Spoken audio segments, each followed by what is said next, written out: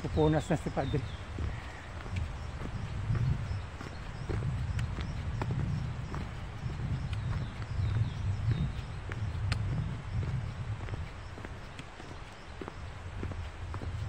Ilang minutes na ako. Ayan. Alam nyo ba guys kung ano yan?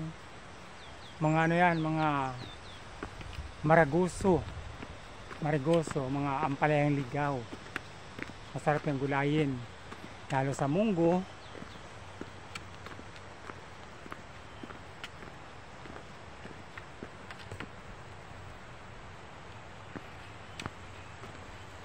Kaya din na yung bahay dyan ah.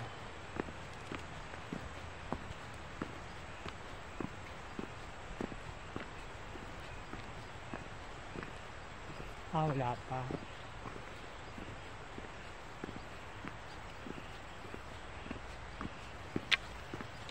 May dingding na.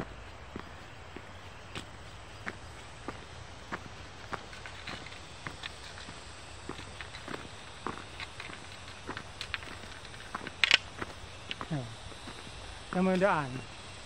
Di pala maputik, nagbuta pa ako. Ang bigat ng buta ko.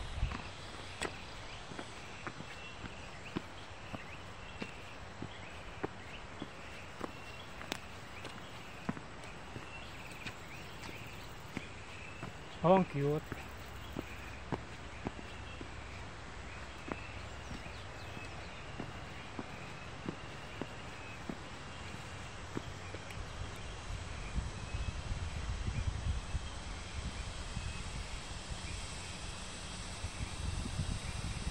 May sasakyan doon. May mga heavy equipment.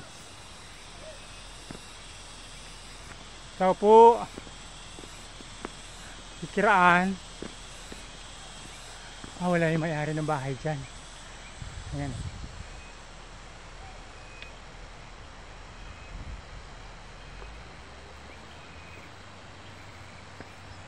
Nandun yung kapilya sa taas guys.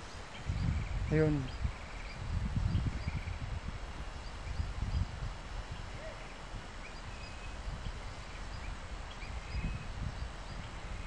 Yan.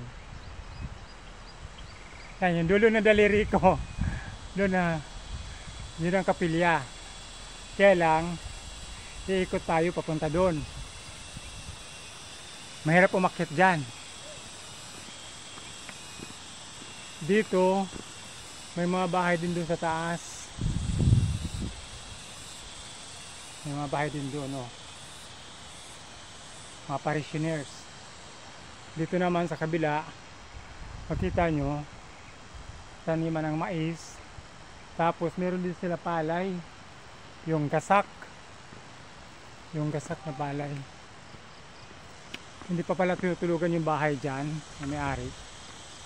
Yung may-ari dyan ng kubo dyan, kilala din natin kasi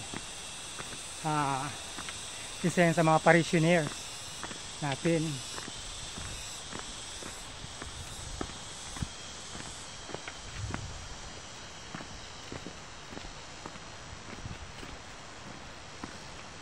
Ito, meron tayong madadaanan na literal talaga na ilog.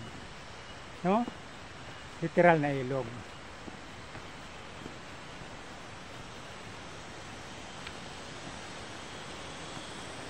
Okay. Kumara tayo.